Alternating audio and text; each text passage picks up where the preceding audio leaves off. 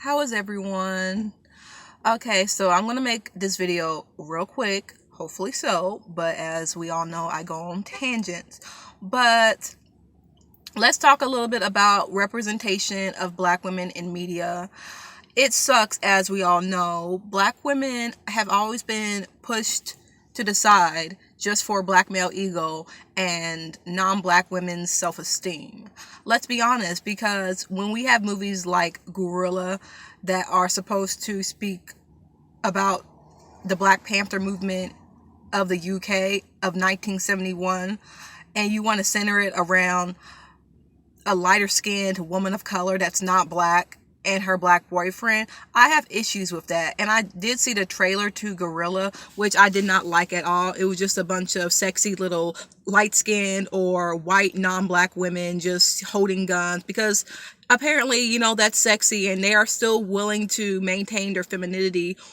And it's okay for these women to have a little spark in them. Like, they can shoot up things and stand up to these strong, powerful white men and still remain women. But if we do it, then it's too masculine. It harms the Black male ego or the masculinity. But it's okay for these delicate, precious little white women or even light-skinned Asian women to just be pretending as if they are Black and that they understand the struggle, when you don't. Your husband is just a Black man. Your boyfriend is just a Black man. You are getting Black dick. I saw the trailer where the girlfriend of the Black guy was killed and she was crying. Like, bitch, shut the fuck up. Like, I don't have sympathy because I know how interracial relationships go in places like that. I know everything. I know how many white women perceive Black women of African descent in England.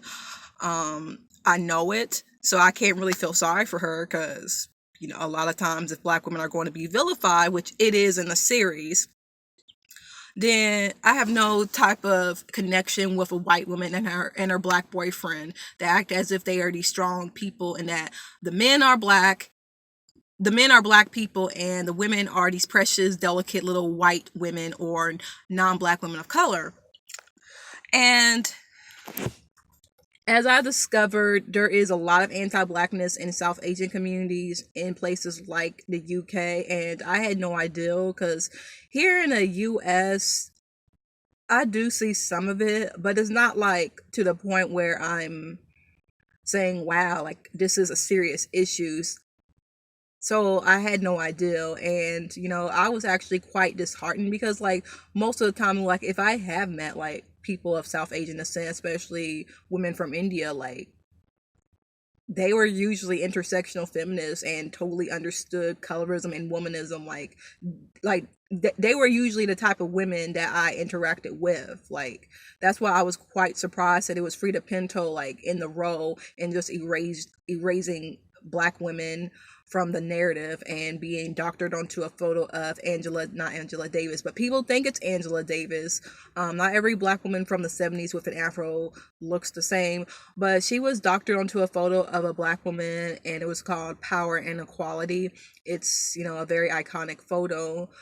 And they just decided, hey, like, let's pretend that this pretty little South Asian woman is like the real strong woman, because it's okay to be a badass and have a gun if you are light skinned or if you are white, but God forbid you are Black with nappy hair, then it's too masculine. Unless you are Pam Grier in a 1970s blaxploitation film, or the other Black women from that time period where, and I have nothing against them. I'm not trying to throw shade, but as we know, blaxploitation films have been problematic, where it was hypersexualization of Black women's bodies, and usually Black men and white men were like in control of how Black women were perceived. And I do feel as if Pam Grier and other actresses from that time period are feminists. Like, they are definitely feminists, and I feel as if, in spite of the problematic nature of blaxploitation films, I think the characters in itself are very feminist. They are very womanist, toting a gun, like just shooting up, drug dealers and people that want to fuck up the community and, sell drugs to little girls and Black boys. You know, that always inspired me. But as we know, like, blaxploitation films are pretty much of black women with dark skin or 4C hair with afros that are hypersexualized. And as we see today, like the only time we see dark skinned women with 4C hair get any type of attention is if they are oiled up and they are half naked and all you see is ass, like as we saw in Kendrick Lamar's Humbled video, where he talks about how all I want to see is some stretch marks on that ass. But then we see a darker skinned girl's ass and we don't see her face, and people have the right to complain about it. And this goes into my next section of this video. Carter Kim, the girl in Kendrick Lamar's video who was the one with the natural hair, and people had a problem with her casting because she is lighter skinned. She was able to have her face shown and not just be reduced to a piece of ass, like literally a piece of ass. And her hair was clearly not of a Richard Pryor afro. It was long, greasy hair that looked to be like freshly twisted out, because I've seen pictures of her actual hair texture too, and it looks about 3C and 4A. But regardless, she did an interview with someone and was referring to the comments made about her being selected to be natural and represent natural girls, but a lot of us didn't feel represented. We did not feel as if we were represented in what natural was, because a majority of black girls do not look like her. Let's be honest, the majority of black girls are not half Korean. We don't really have like a lighter brown skin. Our hair isn't really wavy or 3C and down to our backs. It doesn't grow down, it grows up. So a lot of us did not feel represented. And when she was asked that question, she did the usual. She gaslighted. She said, I guess I'm not black enough. And then she went on this spiel about how black girls made fun of her hair, called it fake, and how it was especially African American girls that had a problem with her. And then she cited Karrueche as an influence because she probably gets told that she's not black enough either. First of all, you use a terrible example of a Blasian role model, because this is the same girl who went on live TV and said that Blue Ivy needs to comb her hair because it's nappy.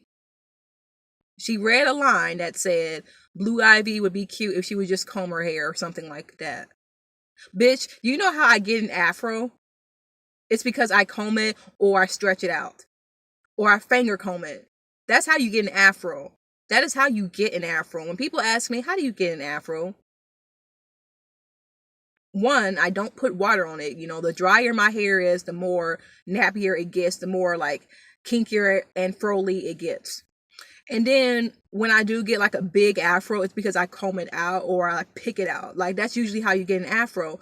So although I have forgiven Karrueche since, you really used a bad example, especially when the whole question was about whether you should have been in the role for a natural girl with Richard Pryor afro when your hair clearly isn't it. And for you to cite Karrueche, who made fun of a black baby's hair texture, joke or not, whether she was forced to say it, she could have like declined it, you know. And I will give her this, she did look uncomfortable, and I guess she was put on the spot to say it. Okay, she didn't look like she really wanted to say it, but you should have like not have even said it. Like you could have said, oh, this isn't cool, like I don't really want to say it, but you know, she did anyway. And then try to say, I still love you, Beyonce, but Beyonce is not going to love anyone that makes fun of her baby's hair. I'm going to tell you right then and there. But Kim, that's your last name, but you just need to shut the fuck up. You need to really try to listen to what other people have to say, because if you are an up and coming model, you should not be sitting here saying, well, I just want to represent all types of black girls and this is positive, and if you have a problem, then you're putting me down, and you can't be down for a cause if you bring up the fact that I don't look like every black girl and I don't really represent an aesthetic that is stigmatized. And here's the thing, people say, well, just because I have light skin and loose curls, that does not make me natural enough. That's not what we are saying, baby, and you know it. What we are saying is, if you are going to represent something natural in black girls, that we should embrace our natural features.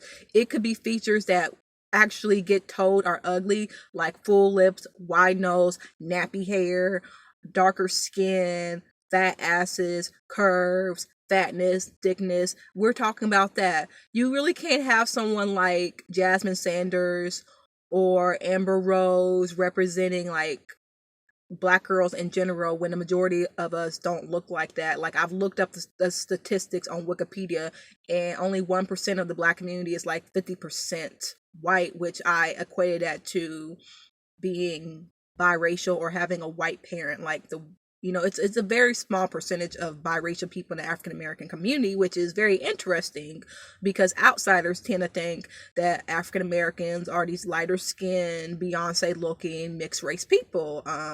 I've been told that by a lot of my black British girlfriends online, mutuals. I've been told that by girls from the Caribbean. I've been told that by people from certain areas of Africa who actually came to me and said that they thought I was mixed until I said that both of my parents are black. Like, there is this perception that a lot of African Americans tend to be lighter skinned people. I remember someone put down on my Usain Bolt video that I was looking like a black Britney Spears, which, baby, this isn't 2003. Britney Spears has always been pretty to me, but no one's looking to Britney Spears as like this ideal American, okay? They are looking to Kim Kardashian because now the look is to be a knockoff black girl with lighter skin, or to be non-black but having ethnic features like a black girl. Or now it's, let's have this natural look, like now it's all about skincare because you see women like Gabrielle Union posting pictures of their natural beauty. Like, you see pictures of Alicia Keys, you see pictures of, who else is posting pictures of Zendaya. You're seeing a lot of that. So now it's about skincare, skincare. There is always a trend, Last year it was putting a face full of makeup. Now it's don't put on makeup and just focus on your skin routine, which I am totally down for. But trends change all of the time.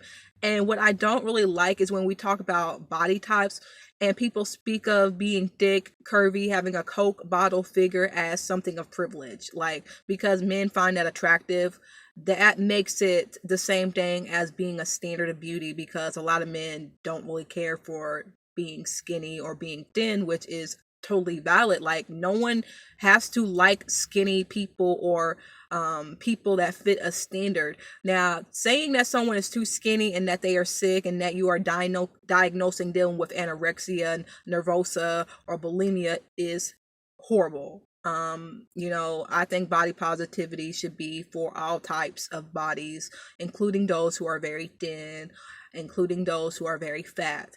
But I just don't like when we do speak of thick women, we speak of this ideal that it's an unrealistic beauty standard, which it's not. The majority of us are of that size. Like, I know for me, I'm considered on the thinner side compared to other black girls who are curvier. But when I'm around white girls, then I'm curvy, I'm thick.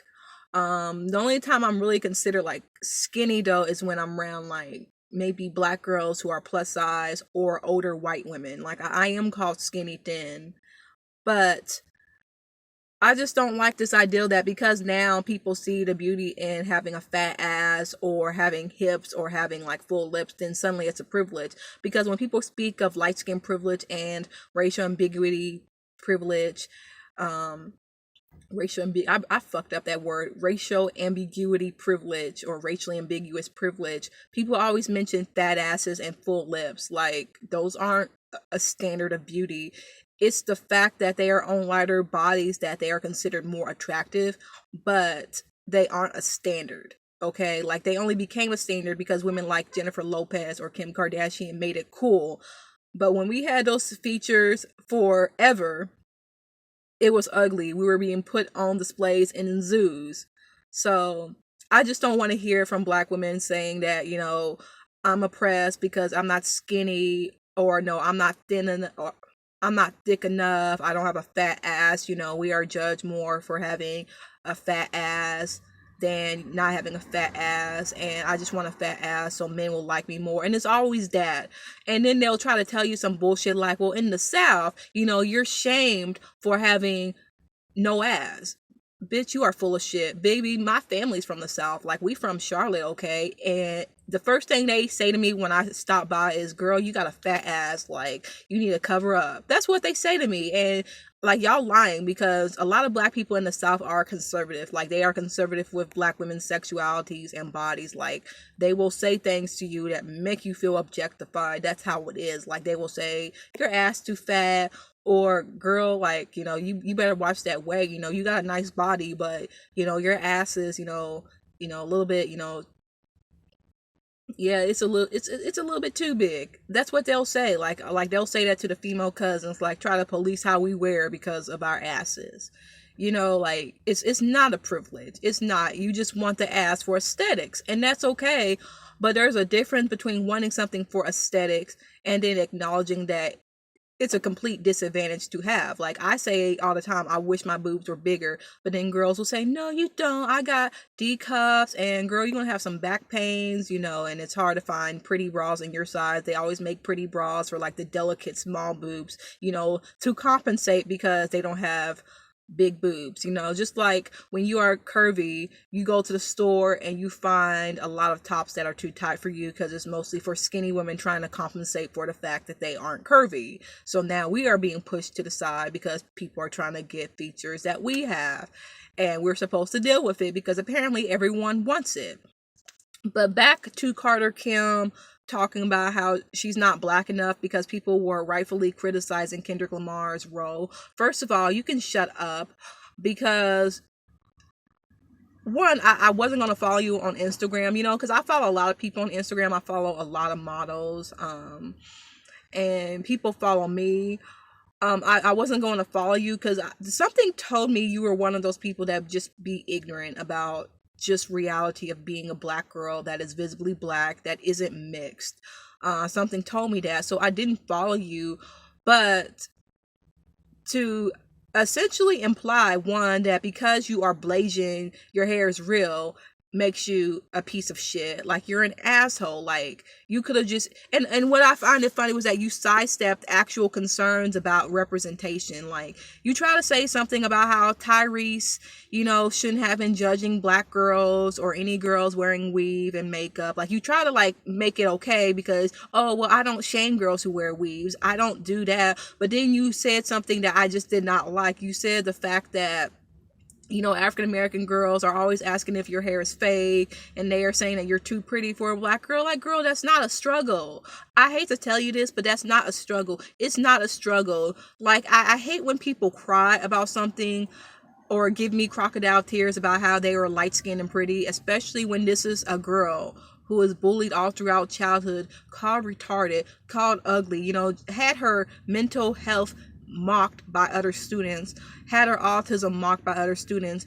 And you want me to say that my biggest struggle is to be light-skinned and to be considered pretty? Because let me tell you something, I was called a pretty child, by family members. I get called pretty all the time by family members. Like, it's not a big deal for me. Like, if I want to get any type of compliments from friends and families, I'll get it. But that's not the point. My body dysmorphia came from the fact that I was never represented in the media. I never saw girls that looked like me. And when they were black girls, they were usually light-skinned, lighter than me, OD light-skinned, having a longer, looser curl pattern, and they were typically half white or mixed, and I did not find any type of identity with that. I think the only person that I ever found type of identity with was Mariah Carey, and I think it's different because I don't feel Mariah Carey has ever tried to bullshit her experience. She's never said, I had it hard, but I didn't have it easy either. Like, Mariah Carey is the truth. Like, Mariah Carey has talked about how she struggled, nasty, how she struggled for being the biracial girl. She was picked on, like she was called Mirage. People just made fun of her, made her feel like an outsider. I felt it because I was that way too. Like, I felt as if I just did not belong anywhere. So that's why I relate to Mariah. Like, she's never tried to sit there and blame it on like black girls in general. She just said, throughout childhood, I did not have it easy. People think I have it easy because of how I look. But at the end of the day, I struggled really hard. You know, it may not be the hardest type of struggle, but I did not have it easy. And that's why I always rocked with Mariah. Like, I love her music. She's super talented. She's a great singer. Like, she's beautiful. Like, she's always been a pretty girl to me, or not a pretty girl. Well, she'll probably find that to be a compliment if I call her girl, because you all know how Mariah is about her age. And Mariah actually inspired me to wear these sunglasses, even though I look like a fucking bug right now. But I feel like only a few like light skinned biracial people I actually related to them, because it's not like from a perspective of only biracial people go through this. Like, this is a biracial issue. This is just an issue of being the odd girl out, being the brown girl, being the black girl, and just not feeling like you fit in anywhere. But as for like Karuchi, the Carter Kims, people like that, I can't really find any type of solace with women like that when they want to sit here and just completely gaslight black girls who don't get enough attention, who aren't called beautiful or pretty. Just the other day, this black girl, this dark-skinned black girl, very beautiful black girl with her natural hair, was made fun of because she was dark-skinned. And she is now getting attention because her older sister made an account sharing pictures of her sister saying how pretty she was. And the article says social media has directly helped this girl's self-esteem. So, I quoted the tweet and said, this is exactly why I do the things that I do. I talk about the things that I do because I do it for girls like her. I do it for the girls. I do it for girls who need to see that they are beautiful, who need to see that what people say is full of shit. That's why I do it. I promote girls like her. I talk about girls like her all the time, because as a girl who's been bullied, who's been called ugly, who has been told that I wasn't supposed to have short hair because I am a girl, it really helps seeing other girls just live a life that you didn't live when you were younger. So that's why I do the things that I do. That's why I'm kind of an asshole half the time, because I'm not nice to bullies. I'm not nice to people who gaslight. If I'm coming off as harsh, it's because like people that bully and gaslight need to be came at hard. They really do. But yeah, the article of Carter Kim just pissed me off. Like, I won't be checking for her anytime soon. Like, if you're gonna make comments like that, then you really need to watch your wording. You really do. You can't use the word bitter, or you cannot use the word like dark-skinned girls are always picking on me, asking if my hair is real. It's African American girls' fault. Like, and I love how she specifically used African American. I noticed this pattern of people who are half non-American or non-American are always trying to slide in like African American or Black American shade towards the women. And I don't want to say all, but I notice in particular it's usually women who are West Indian. They are continuing, not even just them, but men as well, are continuing to pit African American women against West Indian women. And I'm like wondering, like, what is your hatred and fixation on us? Like, what is this about? Like, why do you particularly hate African American women? Because I want to know, like, what is your issue with African American women that you feel as if you got to have a competition of seeing who's better? Like, I don't understand, like, what is the issue with African American women that you feel as if you can say that we are at the bottom of the totem pole in America?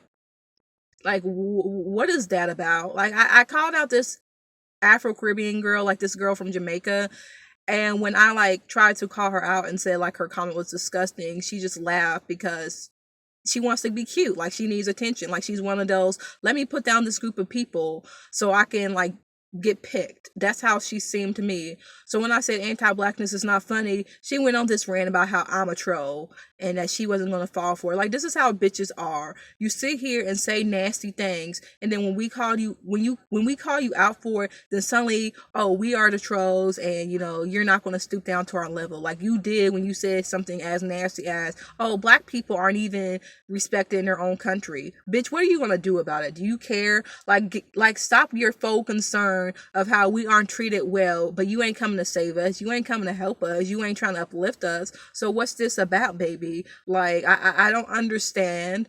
Are people from your country coming here to marry African American women? Because I know that this is like a phenomenon. This is actually very common that a lot of African American women and men from the Caribbean intermarry or interethnically marry, and vice versa. So like this hatred for African American women in particular just seems very suspicious to me. Like, I don't understand. Like, and this reminds me of how like Bad Dominicana Zahira was talking about how a lot of African American women are always throwing shade at Dominican girls and saying like they are whores, they are sluts, and Bad Dominicana was like, well, it's not our fault that a lot of men from your country are coming here to like either marry us or to like engage in sex work, which it does happen from different parts of the world where a lot of times African American women are products of sex work, and instead of like blaming it on the fact that men are really trash and they see us as property or like just someone to buy, which I know there are willing sex workers, but sometimes Black women are also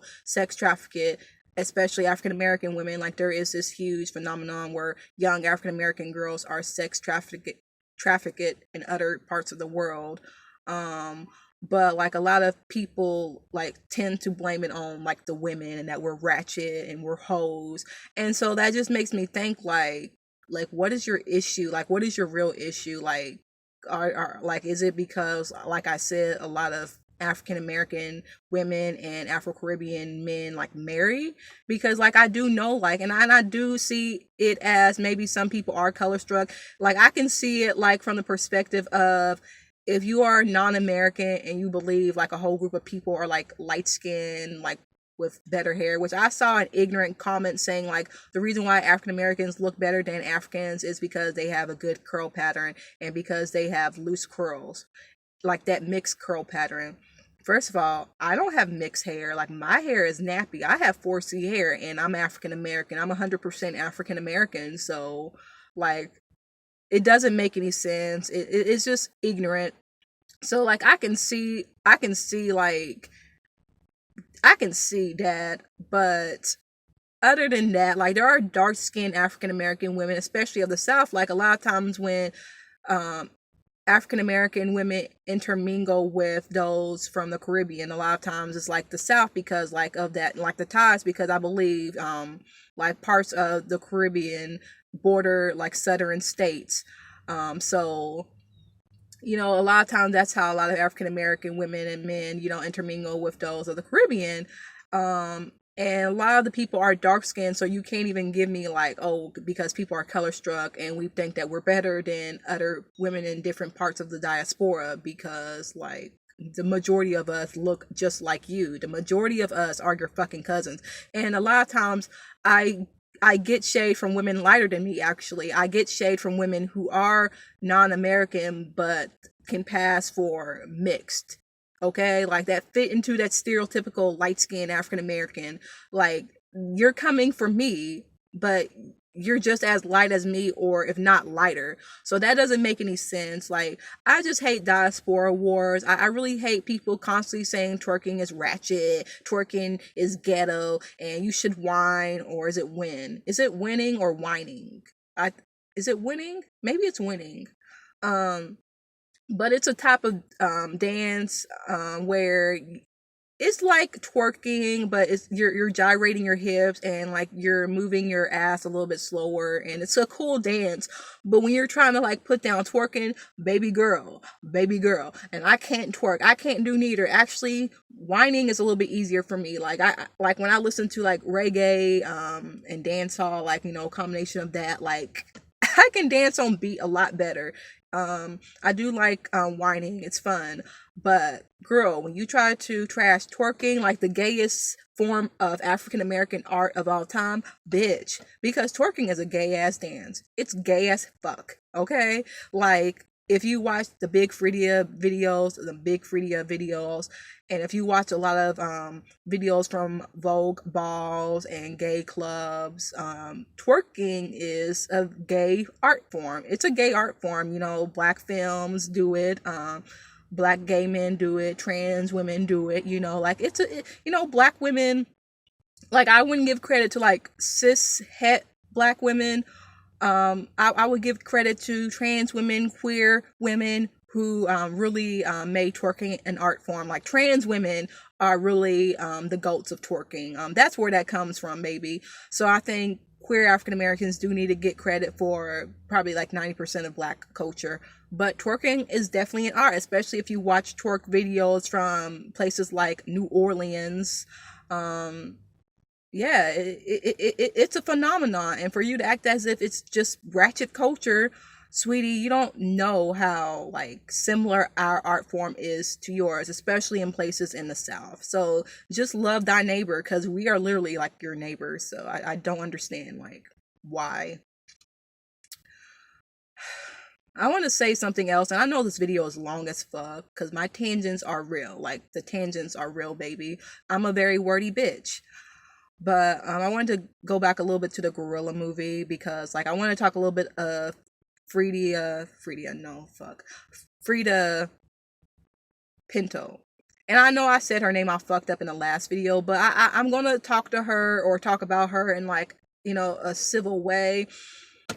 I was actually surprised, like I said, that she was involved because I understand that she's a dark-skinned Indian actress or considered to be a dark-skinned Indian actress. And I really loved Slumdog Millionaire, and I really liked her in that movie, and I really wanted to see more of her. So for me to see her again, and it's to erase Black women, it's like, you're no better than white women. You're no better than anti-Black East Asians, or you're no better than anti-Black, non-Black Latinx. Like, I just don't understand because, like, I typically champion women like Frida Pinto, who are dark-skinned Indian actresses, and I understand, like, colorism is real in Bollywood, or, like, a lot of times they are shoved to the side for white women posing as light-skinned Indian actresses, and I'm constantly, like, talking about it all the time, or sharing Indian women complain about that. What I don't understand about Frida's views on Blackness and why she is for the role is the fact that, like, suppose there was a movie talking about the feminist women in India who are dark skinned. Like, there are a lot of dark skinned Indian women who have feminist groups. There is one group in particular, I believe, that like hunts down abusive men and beats them down with broomsticks. A lot of the women are dark skinned. Like, suppose like they had a documentary about that, but instead of like casting dark skinned Indian women, they cast light skinned women or white women like dressed up as Indian women. Like, suppose that happened, like, would you still be okay about that? Because I feel like a lot of non-Black women of color or non-Black POC will get like colorism is bad for our communities, but then just totally ignore what Black people go through. Like, especially those who are African, like, especially those in African communities, they just don't seem to understand. And like I said, anti-Blackness in South Asian communities in different parts of the world is just as bad. And I've heard people say like they've been in altercations with South Asian men in stores and in places in America where like they've dealt with anti-Blackness. Like I said, I personally haven't dealt with it. I've been in certain stores where the clerks were less friendly than others, but other than that, I've never like they probably didn't accost me because like they don't see me as a threat. Like, a lot of people don't see me as a threat. Some people do, but a lot of times I'm considered a respectable Black girl to a lot of people. But I do know a lot of people do like to avoid anti-Blackness discussions in Asian communities. And what I don't really like is the fact that you're centering around allyship. You're centering the fact that there were Asian allies in the Black British Black Panther movement, and it's ridiculous. It's like if the US made a movie about the civil rights era, but we focused on the white man or any white person for that matter because some white people helped during the civil rights era. Like, it doesn't make any sense. Like, we understand completely, like, the civil rights era was something that was for Black people. Like, we understand that.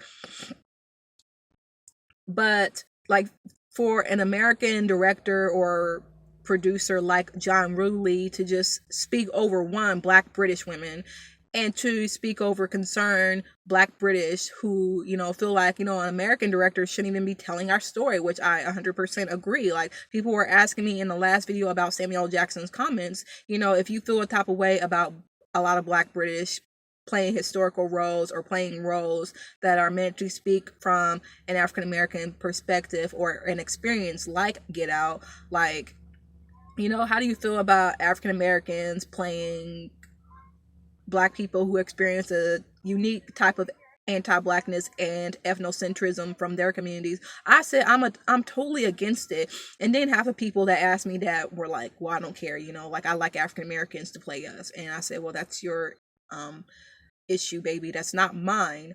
But like I do have a problem. Like I'm not gonna watch. What the fuck is wrong with my voice? I'm not gonna watch any type of film about the Black British experience from an American perspective, an African American perspective. I'm not going to watch a Black British film that, again, erases Black women, because I understand that 90% of the time, Black British women are treated like trash, like in the media. Like Mel B is one of the examples of how like Black British women are treated. And like I've spoken with Black British women that tell me like they are hypersexualized, especially the darker you are seen as nothing but just mean, nasty women, and white women are these nice, you know, innocent creatures. And you know, like they said that white British women are 10 times worse than white women in the US. Like if you want to talk about white women's tears, like you should really listen to Black British feminists speak about how like it's really harmed them in the school era, like when they were school agers. Like you will hear a lot of people talk about that. But like from my understanding, there's like a hierarchy of which type of Black women are treated better. Like it's mixed race women that are light skinned. But even then, like women who are mixed, and if they are shown in the media and portrayed as attractive, more attractive than say some white girl that's plain, the mixed race women will be reduced as this harpy or this Jezebel who's trying to steal her man, and somehow she's the bad guy and she ends up like getting killed off, or she ends up just leaving the show, getting her ass beat or something. Because, you know, the times that there are attractive women shown, they are usually light skinned and mixed, but even then they are still treated like they are terrible, mean Black women compared to the nice, fragile, ugly white girl. Like that's usually how it is. Like it's like Mean Girls, where Caddy Heron is the victim and the mean pretty girl Regina George is, you know, the bad guy because she's feminine and, you know, she fits, you know, traditional roles of what being a girl is. And, you know, these less feminine girls are victimized by that. And, you know, it's the same type of thing, like projection on like the pretty girl getting the guy and you having low self-esteem. Like that's what it is. And it's very unfortunate. It really is. Like I just won't be supporting it. Anything that erases Black women in any type of community, I won't be supporting it. But that's all I have to say for now, because this video is probably like 45 minutes long now. 37. Have a great day.